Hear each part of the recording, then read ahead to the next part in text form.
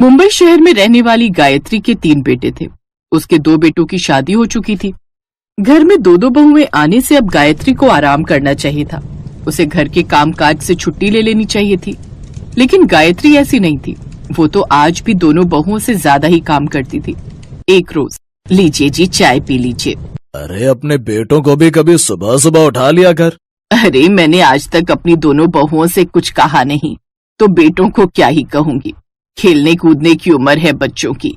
चैन की नींद सोने दो अभी, और अब ज्यादा बहस मत करो। चलो जल्दी से चाय पीने। तभी उसके दोनों बेटे भी हॉल में आ जाते हैं। गायत्री उन्हें भी चाय देती है।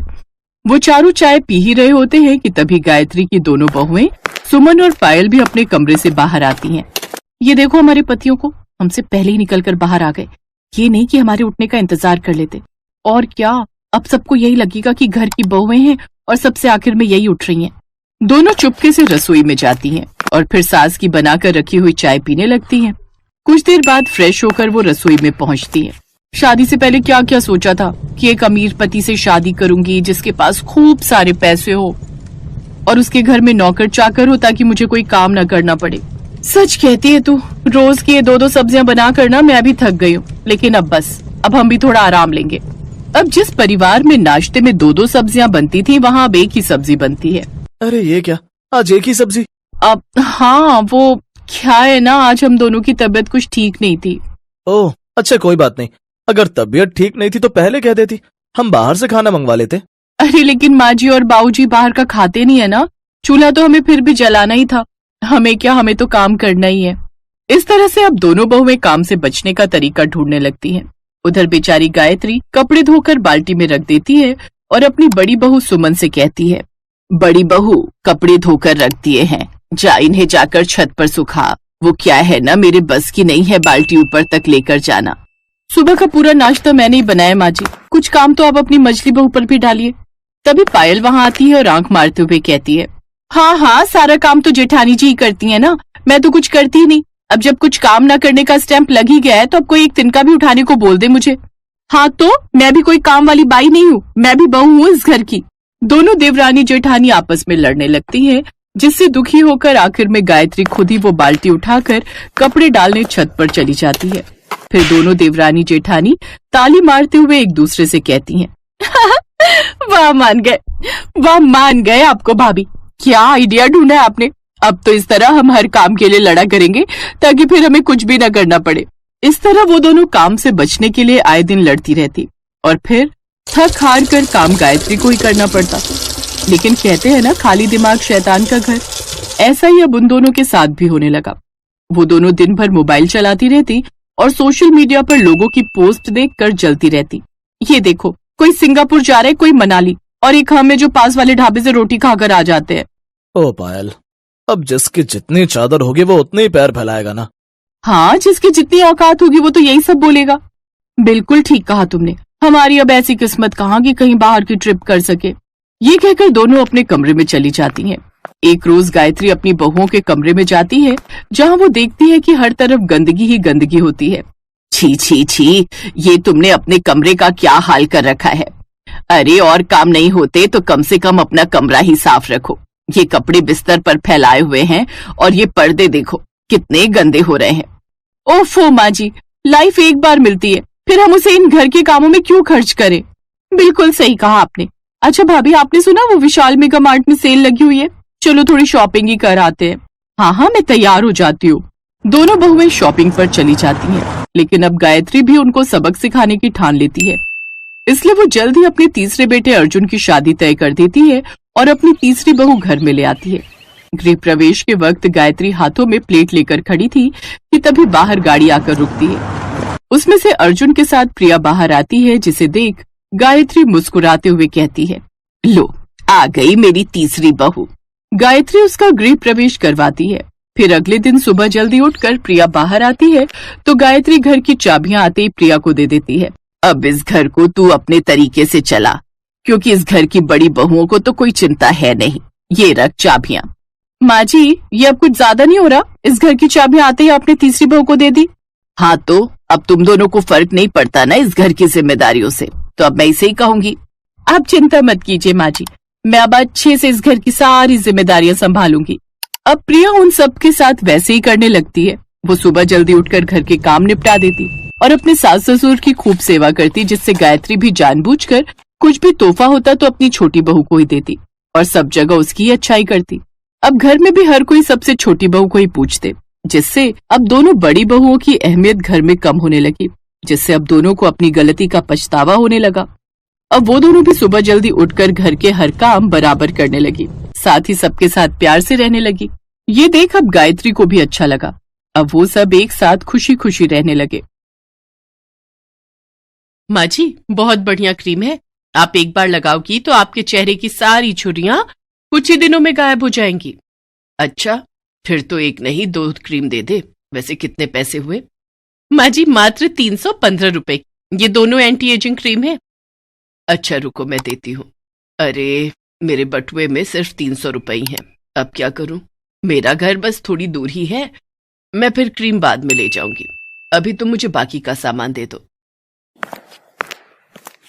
1 सेकेंड, ये लो 15 रुपए।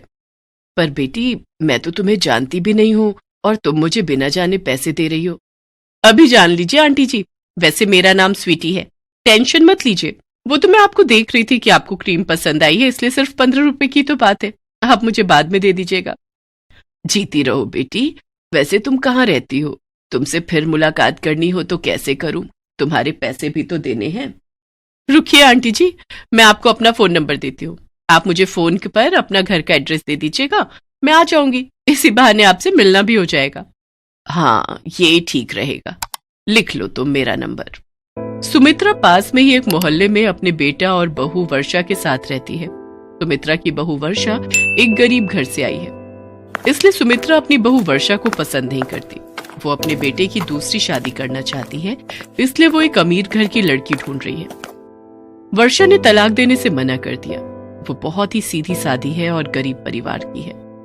इस कारण उसने अपने सास को कह दिया कि अगर वो दूसरी शादी करना चाहती है तो कर सकती है। उसे तो बस अपने पति के घर में रहना है, चाहे जैसे मर्जी रहे। उसकी मजबूरी है कि वो उस घर को छोड़कर नहीं जा सकती। इस घर के सिवा वो आखिर कहाँ जाएगी? इसी मजबूरी में वो अपने दिन काट रही है। वर्षा, ओ वर्षा, मेरी मेहमान आने ही वाली होगी। जल्दी से गरम गरम पनीर और आलू के पकौड़े तैयार कर। माँ जी, कौन आने वाला है? फोन तो किसी का नहीं आया। है कोई? तुझे क्या मतलब? तुझे जितना कहा है उतना कर।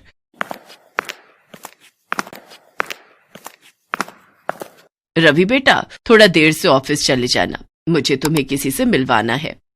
मुझे पता है माँ, तुम फिर से शुरू हो रही हो। कोई ना कोई लड़की ही होगी। मैंने तुम्हें कितनी बार मना करा है कि मुझे दूसरी शादी नहीं करनी है। तू पहले ही अशुभ बातें निकाल दे अपने मुंह से। अगर तूने दूसरी शादी के लिए मना किया ना तो मैं अपनी जान दे दूंगी। तू अपनी माँ को चाहता है या नहीं? अभी सुमित्रा बात कर ही रही थी कि तभी स्वीटी आ जाती है। नमस्ते आंटी जी, कैसे हैं आप? अरे आओ आओ बेटी, घर ढूंढने में कोई परेशानी तो नहीं हुई ना? नहीं नहीं आंटी जी, मैंने अपनी गाड़ी बाहर गेट के पास ही पार्क की है, तो कोई परेशानी तो नहीं है ना? अरे नहीं नहीं, परेशानी की क्या बात है। आओ बैठो। रवि बेटा, ये स्वीटी है, बहुत ही प्यारी बच्ची है। सुमित्रा स्वीटी के साथ बहुत मीठी मीठी बातें करती है। ऐसे ही अक्सर सुमित्रा स्वीटी को घर बुला लिया करती थी या फिर रवि के साथ उसके घर मिलकर आ जाती थी। रवि मजबूर था। अगर वो इन सब के लिए मना करता तो सुमित्रा अपने आप को कुछ कर लेती। सुनो, मैं यही कहूंगी, अगर माँ जी को कुछ हो गया तो हम दोनों जिम्मेदार होंगे। आप स्वीटी से शादी के लिए हाँ कर दो, माँ जी अपने आप ही स्वीटी से बात कर लेंगी। स्वीटी भी इस शादी के लिए जल्दी ही हाँ कह देती है। आंटी जी, मैं जानती हूँ आप वर्षा के घर में रहने से खुश नहीं हो, पर आप चिंता मत करो, मेरे पास बहुत पैसा है। हम दोनों खूब ऐशो आराम से रहेंगे, खूब मजे करेंगे, पर एक शर्त पर। अब से तुम मुझे आंटी जी नहीं माँ जी कहोगी। रवि और स्वीटी की शादी हो जाती है और सुमित्रा अपनी बहू वर्षा के लिए सौतन ले आती है। जैसा सुमित्रा ने सोचा था वैसा बिल्कुल भी नहीं हुआ। स्वीटी ने तो आते से ही अपने रंग दिखाने शुरू कर दिए। अरे, ये घर अभी तक गंदा क्यों पड़ा है? क्या यहाँ पर कोई काम वाली नहीं है? नहीं स्वीटी, घर की साफ सफाई का सारा काम मैं खुद ही करती हूँ। तो माँ जी अब तक क्या कर रही हैं? मेरी सहेलियां किटी पार्टी के लिए आने ही वाली होंगी। माँ जी को कहो वो तुम्हारा काम में हाथ बटाए ताकि काम जल्दी हो सके। पर स्वीटी, मैंने माँ जी से कभी कोई काम नहीं करवाया। उनकी उम्र तो देखो, वो इस उम्र में घर का काम कैसे कर सकती हैं? तुम चिंता मत करो, मैं अकेले ही कर दूंगी। तो क्या आराम से बैठकर रोटियां तोड़ने के लिए है वो? मैं उन्हें कभी बुलाती हूँ। माँ जी, ओ माँ जी। क्या हुआ स्वीटी बहू, तुमने मुझे आवाज लगाई? इस वर्षा ने तुम्हें कुछ कहा तो नहीं? किसकी मजाल है जो मुझे कुछ कह जाए? मैं तो आपको बुला रही थी। जल्दी से झाड़ू हाथ में पकड़ो और पूरे घर में लगा दो। मेरी सहेलियों ने आना है। मुझे पूरा घर शीशे की तरह चमकता हुआ दिखाई देना चाहिए। अब आप ऐसे इस तरह बैठी रहोगी तो घर के काम कैसे होंगे? कैसी बातें कर रही हो स्वीटी बहू? जब से वर्षा बहू आई है मैंने घर के किसी काम को हाथ नहीं लगाया। मैं तो घर के काम करना कब का भूल चुकी हूँ। तो अब कर लो, अभी तो कर सकती हो। मुझे कुछ नहीं सुनना, चुपचाप घर का काम कीजिए। ऐसे इस घर में कोई नहीं रह सकता। सुमित्रा सोच में पड़ जाती है। उसने अपने पैरों पर खुद ही कुल्हाड़ी मारी थी। वर्षा जैसी बहू के होते हुए उसने स्वीटी जैसी लड़की को अपनी बहू बनाया, जिसकी वजह से आज वो इस उम्र में घर के काम कर रही थी। क्या बात है स्वीटी, तेरी तो दोनों नौकरानियां बिल्कुल बेकार हैं। इन्हें तो जैसे घर के काम ही नहीं आते। देखा, इस बूढ़ी नौकरानी ने मेरी साड़ी के पल्ले पर दाल गिरा दी। क्या? रुक, मैं अभी इन्हें सीधा करती हूँ। तुम्हारी हिम्मत कैसे हुई मेरी सहेली की साड़ी को खराब करने की? अब तुम भूखी रहोगी, तुम्हें पूरा दिन कुछ खाने को नहीं मिलेगा। तुम्हारी यही सजा है। रवि कहीं बाहर गया हुआ था। उसके पीछे ही स्वीटी ने सुमित्रा और वर्षा को बहुत परेशान किया। सुमित्रा भूखी प्यासी घर के काम कर रही थी। तभी वर्षा चुपचाप उसके लिए खाना लेकर जाती है। माँ जी, ये लीजिए, खाना खा लीजिए, आपको भूख लगी होगी। पर वर्षा बहू, ये खाना तो तुम्हारा है, तुम मुझे दे रही हो, फिर तुम क्या खाओगी? माँ जी, मुझे भूख नहीं है। मेरे से ज्यादा आपको खाने की जरूरत है। आपको अपनी बीपी की दवाई भी लेनी होती है ना, आप ये खाना खा लो। मेरे से कितनी बड़ी गलती हो गई। मैं अपनी बहू की सौतन ले आई। हे भगवान, मेरी गलती को क्षमा कर देना। वर्षा बहू, तू चिंता मत कर। अगर गलती मैंने की है तो मैं ही इसे सुधारूंगी भी। मैं स्वीटी को घर से निकाल कर ही दम लूंगी। स्वीटी सुमित्रा की बातें सुन लेती है और गुस्से में आ जाती है। क्या कहा? मुझे घर से निकालोगी? मैं तुम दोनों को ही इस घर से निकालकर बाहर फेंक दूंगी। ये घर मेरा है। अब से यहाँ मैं और रवि रहेंगे। हम दोनों पति पत्नी के सिवा यहाँ कोई नहीं रहेगा। निकलो यहाँ से दोनों बाहर। इससे पहले कि रवि आए, मैं तुम्हारी शक्ल तक नहीं देखना चाहती। निकलो बाहर, निकलो। तभी रवि आ जाता है। उसके साथ पुलिस भी थी। मिस्टर रवि, आपने सही समय पर हमें इस लड़की के बारे में खबर दे दी, वरना आपका पूरा परिवार जो है ना, खतरे में आ सकता था। माँ, इस लड़की का नाम स्वीटी नहीं, चांदनी है। आज सुबह मैंने एक अखबार में इसके बारे में पढ़ा। ये एक चोर है। आप दोनों को घर से बाहर निकालकर ये यहाँ अकेली रहना चाहती थी, ताकि ये इस घर को अपने नाम करके सब रुपया पैसा बटोर कर यहाँ से रफू चक्कर हो जाए। और आज जो इसकी सहेलियां आई थी ना, वो भी चोर हैं। उन्हें भी पुलिस ने अपनी हिरासत में ले लिया है। ये पूरा एक गैंग है जो रुपया पैसा जायदाद अपने नाम करके रफू चक्कर हो जाते हैं। वरना खुद ही सोचो, कोई अनजान लड़की आपको क्रीम के लिए पैसे क्यों देगी और एकदम से दूसरी शादी के लिए कोई हाँ क्यों करेगा? माँ, तुमने बहुत बड़ी गलती कर दी। वो तो अच्छा हुआ कि मेरी और स्वीटी की शादी लीगल नहीं है और पुलिस के पास इसका रिकॉर्ड है, वरना तुम्हारी इस गलती की वजह से मैं भी जेल जा सकता था। मुझे माफ कर दे रवि बेटा। वर्षा बहू, मैंने पैसों के लालच में आकर अपने ही बेटे की जिंदगी खराब करनी चाहिए। इंस्पेक्टर साहब, ये स्वीटी बहुत गलत लड़की है। इसने मेरा क्या हाल कर दिया।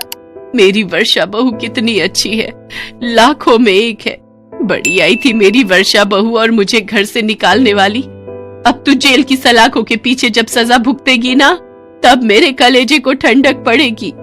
सुमित्रा को अपनी गलती का एहसास हो जाता है और वो अपने बेटा बहू को गले से लगा लेती है। स्वीटी और उसके साथियों को जेल हो जाती है।